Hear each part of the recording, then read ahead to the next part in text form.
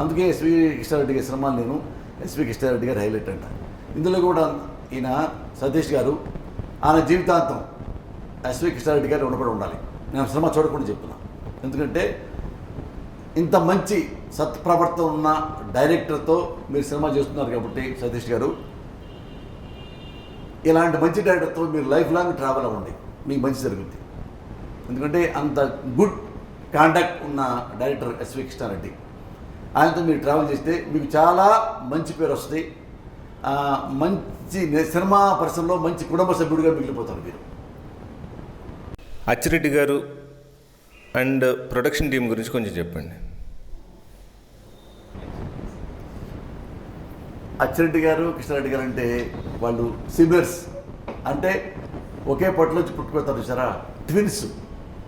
పేరుకే అచ్చిరెడ్డి మన కృష్ణారెడ్డి, కానీ వాళ్ళిద్దరూ అచ్చిరెడ్డిని చూస్తే కృష్ణారెడ్డి గారిని చూసినట్టు ఉంటుంది, కృష్ణారెడ్డి గారిని చూస్తే అచ్చిరెడ్డిని చూసినట్టు ఉంటుంది. కానీ ఇద్దరిలో నాకు తెలిసిన తేడా ఏంటంటే ఇద్దరూ బాగా నవ్వుతారు. కృష్ణారెడ్డి గారు బ్రహ్మాండంగా చాలా స్మైలింగ్ ఫేస్, అచ్చిరెడ్డి గారిది వెరీ స్మైలింగ్ ఫేస్. కానీ ఇద్దరు నవ్వుల్లో చాలా తేడా ఉంటుంది. కృష్ణారెడ్డి గారు ఏమైనా చెప్తే నిబండుకొని అది ఓల్ హార్టెడ్, అచ్చిరెడ్డి గారు ఓల్ హార్టెడ్ కాదు. అచ్చిరెడ్డి గారు ఏం చేస్తారంటే, ఇప్పుడు నేను తప్పు మాడానుకో, తప్పు మాట్లాడినా నవ్వుతూ ఉంటాడు అచ్చిరెడ్డి గారు. అంటే ఆయన పర్ఫెక్ట్ సినిమా మనిషి.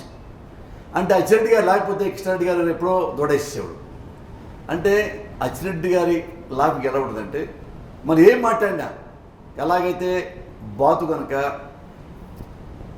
బురదని వేరు నీళ్ళని ఎలా వేరు చేస్తావు, అచ్చిరెడ్డి గారు నవ్వుతూ నేను మాట్లాడినాడు చెడుని పక్కన పెట్టుకుంటాడు, మంచి మాత్రం తీసుకుంటాడు. నేను చెడు మాట్లాడినా అదే నవ్వుతాడు, మంచి మాట్లాడినా అదే నవ్వుతాడు. అంటే నన్ను నొప్పించడు, కానీ నా తప్పులు నాకు తెలియకుండా తెలియజెప్తాడు అచ్చిరెడ్డి. ఆయనలో గొప్పతనం అది. కృష్ణారెడ్డి గారు చేయలేడు, ఆ బలం లేదు కృష్ణారెడ్డి గారికి. కృష్ణారెడ్డి గారు సినిమా సినిమా సినిమా ఏమన్నా షూట్ చేయాలంటే అచ్చిరెడ్డి గారికి కావాల్సిందే.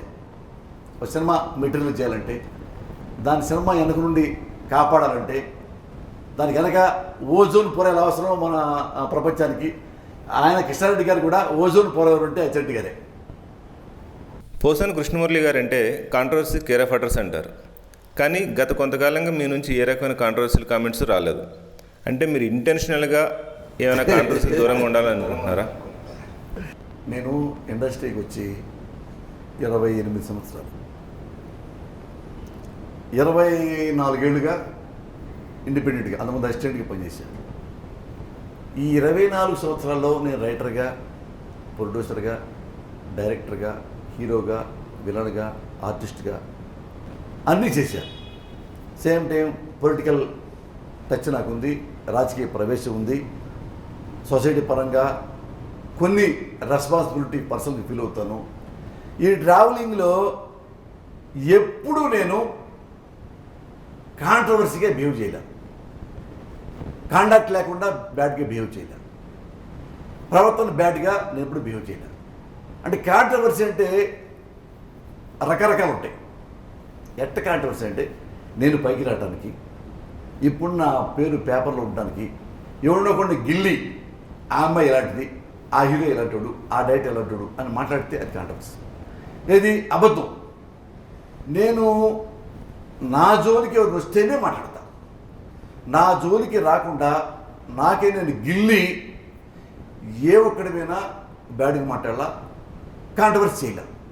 చేస్తే ఇండస్ట్రీ మొత్తం పెద్దలు ఒక్కటి చెప్పండి, ఇన్నేళ్ల లైఫ్లో ఈ కాంట్రవర్సీ ఇది నీ వల్ల వచ్చింది మురళి ఒక్కటి చెప్తే ఇప్పటికి కూడా రిపెంట్ అయ్యి గుంజలు చేస్తా. అన్ని ఛానల్స్ ముందు నేను గుంజలు తీసుకొని తప్పు చేశాను సార్, క్షమించండి, బట్ నేను ఎప్పుడు కాంట్రవర్సీ చేయను. అంటే కాంట్రవర్సీ అంటే ఎలా ఉంటుందంటే, నా పద్ధతిలో ఎలా మీరు అనుకుంటూ ఉంటారంటే, అపార్థం అంటే, ఇప్పుడు నన్ను చాలామంది భయపడతారు. ఎందుకో నాకు తెలియదు, నేను ఎవడు కొట్టలా, ఎవడికి నేను వార్నింగ్ ఇవ్వలా, ఏ భూ కబ్జా చేయలా, ఏ అమ్మాయిని రేపు చేయలా, మర్డర్ చేయలా, మానభంగం చేయలా. రైట్, ప్రొడ్యూసర్ దగ్గర డబ్బులు తీసుకొని ఇప్పుడు ఎగ్గొట్టి సినిమా రాయకుండా పారిపోవాలి. ప్రొడ్యూసర్ రూమ్ బుక్ చేస్తే హోటల్లో రాయకుండా ఒక అమ్మాయిని పక్కలో పెట్టుకొని అమ్మాయితో పడుకుంటా, సీరియల్ తాగుతా, మందు తాగుతా, నేను ఎప్పుడు చేయను. రైట్, ఇంకా ప్రొడ్యూసర్ డబ్బులు తీసుకొని రాయకుండా నేను పారిపోవాలా, నేను రాయనయ్యా, నేను డబ్బులు తీసుకొని నేను పిక్కుంటే పిక్కు అని ఎప్పుడు అన్నా. డైరెక్టర్గా ఉన్నప్పుడు ఎంతైతే బడ్జెట్లో సినిమా తీయమంటావో అంతే బడ్జెట్ ముందు మాడుకుని అంతే బడ్జెట్లో తీసా. బడ్జెట్ పెంచి ఏ ప్రొడ్యూసర్ని రిలీజ్ ముందు నేను నాశనం చేయలే. ఆర్టిస్ట్గా ఏ టైంకి అయితే సెట్టు పిలుస్తాడో ఆ టైంకి వచ్చా. దగ్గర 100 సినిమాలు దగ్గర యాక్ట్ చేశా. ఏ ఒక్క సినిమాలో కూడా షూటింగ్ టైంలో ఒక్క రోజు కూడా నేను లేటుకు రాలా. యాజ్ ఎ రైటర్ ఎప్పుడు లేటుకు రాలా, యాజ్ ఎ డైరెక్టర్ ఎప్పుడు లేటుకు రాలా, యాజ్ ఎ హీరో ఎప్పుడు లేటుకు రాలా, as a comedian, as a character artist ఒక్కరోజు నా లైఫ్లో లేటుకు వచ్చిందే లేదు. పొద్దున్నే 6ంటికి రమ్మంటారా 5:30 సెట్లో కూర్చుంటా. తెల్లగడ 6ంటి షూటింగ్ మొదలయ్యా 5ంటికి వెళ్ళిపోతా. ఈవినింగ్ 6 దాకా పనిచేస్తా. అది కాల్ షీట్. 6 తర్వాత చేయను, కాంట్రవర్సీ లేదు. నైట్ షూటింగ్ అవ్వాలా 2 to 9 చేస్తా. అది కాంట్రవర్సీ కాదు, ఒక కాల్ షీట్. ఇంకా నైట్కి అవ్వాలా 7 to 2 చేస్తా. ఇలా చేసుకుంటూ వచ్చా. ఇది కాకుండా ప్రొడ్యూసర్ని ఎప్పుడు నేను మోసం చేయలా, ఎప్పుడు నేను ఏడిపించలా. నువ్వు పొద్దున్నే 7ంటికి వచ్చి నైట్ 12 దాకా చేయబట్టి నేను చేయను. ఎందుకు చేయాలి? పగలు నేను వర్క్ చేసుకుంటా, నువ్వు డబ్బులు ఇస్తావు. ఆ డబ్బులు తీసుకుని నేను నా పిల్ల ఎంజాయ్ చేయాలిగా. పగలు నీకే పని చేసి నైట్ నీకే పని చేసి ఆ డబ్బులు చేడబెట్టుకోవాలి. నేను నాకు ఆరోగ్యం ఉంటుందిగా. నేను మిషన్ కాదుగా ఒక ఆయిల్ వేస్తే పని చేయడానికి. టైంకి వస్తాం కదా మేము కాంట్రవర్సీ. కరెక్ట్ పని చేస్తే కాంట్రవర్సీ. సినిమా ఇండస్ట్రీలో గుర్తుపెట్టుకోండి. కరెక్ట్గా ప్రొడ్యూసర్ చెప్పినట్టుగా, డైరెక్టర్ చెప్పినట్టుగా టైంకి వచ్చి టైంకి వెళ్ళిపోయి వర్క్ అయిపోయిన తర్వాత మా డబ్బులు మీరు తీసుకెళ్తా చూడు, అది కాంట్రవర్సీ. ఆ విషయంలో మీ కాంట్రవర్సీ అంటే నేను ఒప్పుకుంటా. ఈ తప్ప నేనే లంగా పని చేయలే. నేను తాగను. రేరే తాగుతా. 2 ఏళ్ళకి ఒకసారి 3 ఏళ్ళకి ఒకసారి. ఎప్పుడన్నా 2 పెగ్గులు వేసాను అనుకో నా డబ్బులతో తాగుతా. అది రేరెస్ట్. నేను తాగి ఇప్పుడు 3 ఏళ్ళు 4 ఏళ్ళు తాగని అలవాట్లేదు పెద్దగా. ఎప్పుడన్నా సరదా ఎవడన్నా క్లోజ్ ఫ్రెండ్ వస్తే వాడ బాబు పెగ్గు తాగరా అంటే ఇంకా నేను సెట్లో ఏ అమ్మాయి నేను బలవంతం చేయలే, ఏ అమ్మాయి రేపు చేయలే. నాతో పడుకుంటే నీకు వేషం ఇస్తా అని అమ్మాయితో అన్నా నేను. మరి ఏం కాంట్రవర్సీ? నేను భూకంపం చేయలే. నేను సంపాదించిన ప్రతి పైసా 28 ఏళ్ళుగా నేను పడ్డ కష్టాన్ని ప్రతిఫలం ఇది. నేను సంపాదించిన డబ్బుల్లో ఒక్క రూపాయి కూడా మోసంతో ఉంటే ఇప్పుడు సంపాదించి మొత్తం సినిమా పరిశ్రమలకి రాసిచ్చేస్తా. నేను నా భార్య పిల్లలు హాయిగా మా విలేజ్కి వెళ్ళిపోతాం. కట్టుపట్లే ఉంచుకుంటాం మీరు ప్రూవ్ చేయగలిగితే. ఈ కాంట్రవర్సీ ఉంది. నేను ఎందుకంటే డబ్బులు కరెక్ట్గా అడుగుతాను. అది చాలామంది నచ్చదు. సార్ 6 దాకా మీరు షూటింగ్ చేశారు, నా డబ్బులు నాకు ఇచ్చేయండి. తర్వాత ఇస్తామయ్యా. తర్వాత ఎందుకు సార్ ఇవాళ మీరు షూటింగ్ చెప్పుకో తర్వాత ఇవ్వటం ఏంటి? నేను నా జీవితంలో ఒక రోజు మీకు కేటాయించే కదా, మీ డబ్బులు నాకు కేటాయించండి. రాస్తాను, ఫుల్ స్క్రిప్ట్ ఇస్తాను. చాలామంది ఏమన్నారంటే ఇచ్చావయ్యా తర్వాత తీసుకో. ఎందుకు సార్ కథ అయిపోయింది, మాటలు అయిపోయింది, ఫైల్ మీకు ఇచ్చాను, డైరెక్ట్గా రీడింగ్ ఇచ్చాను, నా డబ్బులు ఫస్ట్ కాపీ నాకే సంబంధం. మీ ఫస్ట్ కాపీకి రిలీజ్ తర్వాత ఇస్తా. రిలీజ్ తర్వాత నేను కాగలరా? ఇదే నేమది. దానికి ఏమిటంటే అంతకుముందు రైటర్లు ఏంటంటే సార్ ఫైల్ డైరెక్ట్ గారికి వినిపించాను, రీడింగు ఫైల్ ఇచ్చాను, అది అమౌంట్ ఇస్తే 1 వీక్ ఆగి తీసుకోవయా. నమస్కారం సార్ 1 వీకే సార్ 1 వీక్ ఆగి రమ్మన్నారు. నెక్స్ట్ మంత్ రావయ్యా అడగడుకున్నాను. అలాగే సార్ నెక్స్ట్ మంత్ మళ్ళీ వస్తాడు. సార్ నెక్స్ట్ మంత్ రమ్మన్నారు, నెక్స్ట్ మంత్ వచ్చాను అమౌంట్. ఏమయ్యా బిజినెస్ కదా అడగడుకుందా, టెన్షన్లో ఉన్నాడు, లోపల ప్రొడ్యూసర్ బిజీగా ఉన్నాడు. ప్రొడ్యూసర్ బయటకు కనపడ్డు, మేనేజర్ రిలీజ్ ముందు రమ్మన్నారు, ఫస్ట్ కాపీ రమ్మన్నారా. అలాగే సార్ సార్ ఫస్ట్ కాపీ రమ్మన్నారు. ఏమయ్యా రిలీజ్ తర్వాత రా. సార్ రిలీజ్ తర్వాత రమ్మన్నారు, రిలీజ్ తర్వాత వచ్చా. ఏమయ్యా టెక్స్ట్ సినిమా సరిగ్గా వెళ్ళలేదంటయ్యా, ఏం దొబ్బుతారు పొత్తానికి మీరు వచ్చే ఇస్తాం కదా పారిపోతాం మేము. అలాగే సార్ మీకు తెలిసినప్పుడు వస్తాం సార్. ఇది ఇలాంటి రైటర్స్ నేను చూశాను. నేను అలాంటి రైటర్ని కాదు.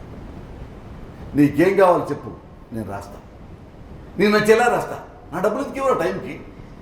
నీ ఇటుతో నాకేం సంబంధం, నీ ఫ్లాప్తో నాకేం సంబంధం. సరే నీ ఇటు అయింది, నా ఇంటూ 10 లక్షలు అవసరమైంది, నీవు డబ్బులు ఇస్తావు, ఎక్స్ట్రా నాకు ఇస్తావు, ఎక్కువైతే నాకు ఇవ్వగా. మరి నీ హిట్ ఫ్లాప్తో నాకేంటి సంబంధం? ఈయన అడిగాను కాంట్రవర్సీ. వాసాల కృష్ణమూర్తి రౌడీ నేను అడిగిపాడు మొహం మీద అంత దమ్మోడికి. వాడు అంతకుముందు ఎట్టున్నాడు పరుశు బేసు ఇలా ఉండేవాడు కట్టుకొని. అందుకనే పరుశు బేసని బాగా కుడిపారు చాలా సంవత్సరాలు. పరుశు బేసని వాళ్ళ కష్టానికి 500 కోట్లు సంపాదించాలి పరుశు బేసు న్యాయంగా అయితే. ఎంతమంది డబ్బులు ఎక్కువ అదొచ్చు పరుశు బేసుకి. నేను ఎక్కువచ్చుకోను. నేను ఎందుకు వచ్చాను ఆ సినిమా ఇండస్ట్రీకి? బతకడానికి వచ్చాను. నా పిల్ల బతికించుకోవాలి. నిజాయితీకి పనిచేస్తా, నిజాయితీకి డబ్బులు తీసుకుంటా. ఈ రెండే నాకు తెలుసు శేషం. నేను ఎప్పుడు నిజాయితీగా పనిచేస్తా. సినిమా పరిశ్రమ మీద సాక్షిగా, సినిమా పరిశ్రమ కళామ తల్లి మీద సాక్షిగా నేను నిజాయితీగా పనిచేసి టైంకి వెళ్ళి టైంకి వచ్చి వాళ్ళు చెప్పినట్టుగా నటించి వాళ్ళు చెప్పినట్టుగా రాసి కరెక్ట్గా నా టైంకి నేను డబ్బులు తీసుకుని ఇంటికి వెళ్ళి నా పెళ్ళాంబిళ్ళ బతికించుకోవాలి అనేదే నా అభిప్రాయం. నేను సినిమా తీసా, డబ్బులు సినిమా అట్టర్ ఫ్లాప్ అయింది, డబ్బులు పోయింది, నా ఫ్లాట్ అమ్మి విత్ వడ్డీ డబ్బులు కట్టా, ఎటువంటి పారిపోలా. చూసుకోండి ఇండస్ట్రీ ఎంతమంది ఉన్నారు, ఫైనాన్స్తో గొడవలు పడేవాళ్ళు, రిజుము తనుకునేవాళ్ళు.